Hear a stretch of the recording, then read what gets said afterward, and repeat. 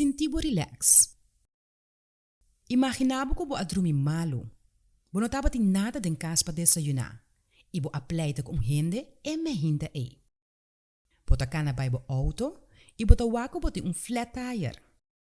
Essa que estava tá net de mais pabo. Bota dentro bo casbag e ta zundra.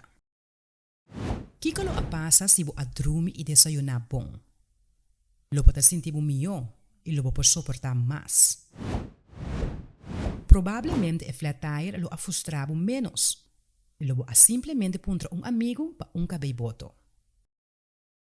A diferença entre ereção e aqui, eu vou explicar em quadro de tolerância, window of tolerance. Normalmente, vou suportar basta coisa, para suportar alegre ou para sentir relax. Na momento aí, vou ter uma área óptimo. Vou por expressar emoção, dona cada coisa importância que é me certinho e hope coisa me passa para a rabia.